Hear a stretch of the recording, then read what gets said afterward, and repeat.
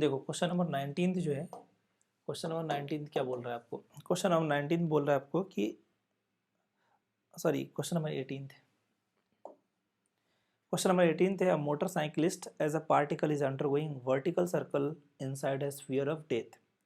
Okay, ये sphere of death पे है, मतलब कि पूरा का पूरा कंप्लीट एक स्फीयर होता है। उस स्फीयर में क्या होता है, एक मोटरसाइकिलिस्ट या फिर कोई भी एक पर्सन जो है क्या करता है, लगातार इसके चारों तरफ चक्कर काटता है।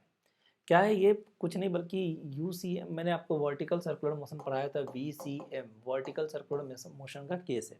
पहले एक बात होता है, वर्टिकल सर्कुलर मोशन में मैंने आपको क्या सिखाया था कि अगर मिनिमम वेलोसिटी रिक्वायर्ड पूछा जाए तो आपको दो रिजल्ट पक्के से याद रखना चाहिए कि अगर कोई पार्टिकल या कोई बॉब या कुछ भी, अगर मान लीजिए अगर ये इसको VCM कंप्लीट करना चाहता है, तो VCM कंप्लीट करने के लिए कंडीशन क्या है कि जो लोएस्ट पॉइंट होती है उस पर मिनिमम रिक्वायर्ड वेलोसिटी जो होती है उसकी वैल्यू होती है √5 into g into small are.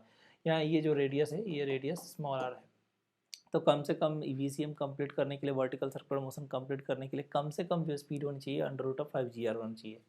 और अगर यहाँ पे अगर हम देखें, अगर तो यहाँ पे कम से कम स्पीड जो होनी चाहिए V minimum at top most point, this is equal to √GR।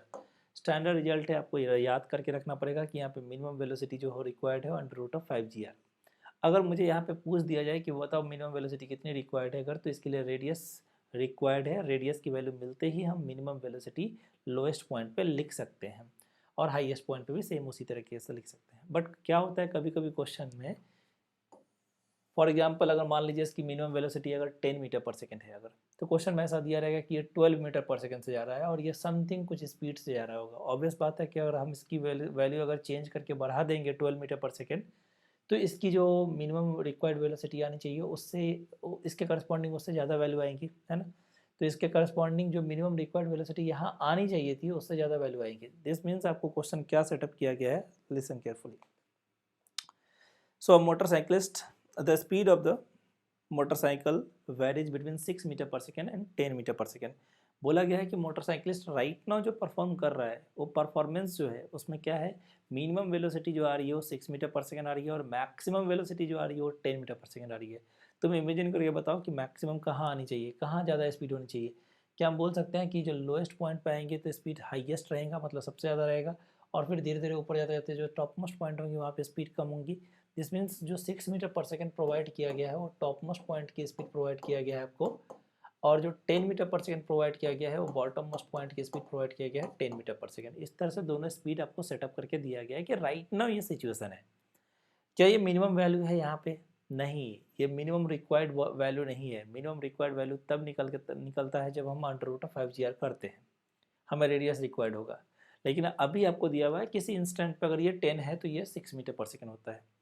Okay, आपको बोला गया how much minimum values are possible for these two speeds. Okay, calculate diameter of the sphere. तो स्फीयर का डायमीटर कितना है, तो डायमीटर कितना है अगर आपको ये निकालना है, ये डायमीटर की वैल्यू, तो आप इसको मान लो समथिंग, डायमीटर को D मान लो पूरा का पूरा, या रेडियस मान लो R।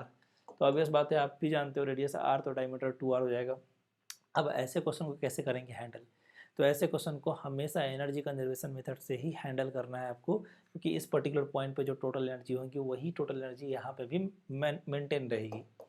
सो पॉइंट मान लो इसको A पॉइंट और इसको मान लो B पॉइंट। हम लिखना चाहते हैं कि total energy at point A this must be equal to total energy at point B, क्योंकि मैकेनिकल एनर्जी यहाँ पे कंजर्व रहने वाली है।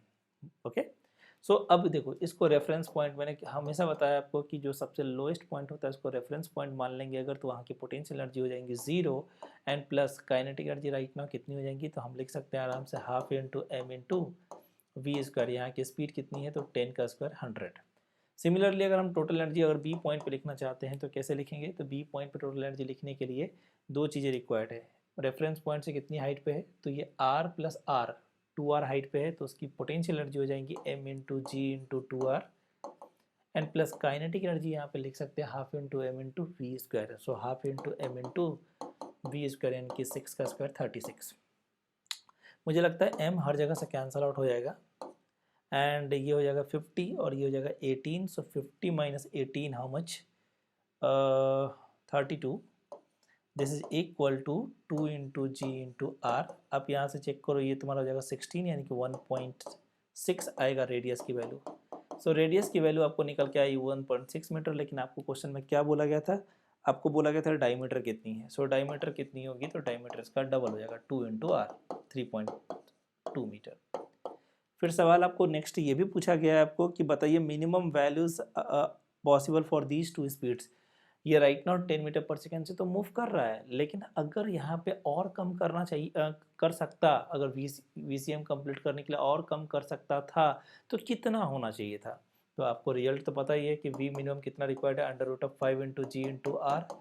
आर की वैल्यू आपको मिल चुका है 1.6, जस्ट पुट इट हियर 16, और ये 80 का मतलब हो गया under root of, you can say that 20 into 4 भी कर सकते हो आप 80 के लिए, या 16 इंटू 5 भी कर सकते हो, 16 इंटू 5 कर लो आप, तो 16 का स्क्वायर रूट कितना आएगा 4, तो इसकी स्पीड हो जाएगी 4√5 मीटर पर सेकेंड। यानी कि मिनिमम, यानी कि बॉटम मोस्ट पॉइंट पे जो मिनिमम रिक्वायर्ड स्पीड होंगी वो 4√5 मीटर पर सेकेंड होगी। टॉप मोस्ट पॉइंट पे जो मिनिमम रिक्वायर्ड वेलोसिटी होंगी वो कितनी होंगी, जी इंटू आर। रेडियस की वैल्यू कितनी आई है आपकी 1.6, पुट इट हियर 1.6 पुट करोगे 16 का स्क्वायर रूट हो जाएगा 4 मीटर पर सेकेंड। तो इस तरह से यहाँ इन दोनों ही पॉइंट्स पे जो मिनिमम रिक्वायर्ड वेलोसिटी है वो भी आप निकाल सकते हैं, और जो प्रोवाइडेड वैल्यूज होगा उसके करस्पॉन्डिंग आप यहाँ पर डायमीटर निकालना है या रेडियस निकालना है, उसके लिए एनर्जी कंजर्वेशन का यूज़ करेंगे, तुरंत निकल के आ जाएगा। सो आई होप सो आपको समझ में आया होगा। आप इस तरह के क्वेश्चंस को छोड़ना नहीं है, बहुत इंपॉर्टेंट क्वेश्चन है।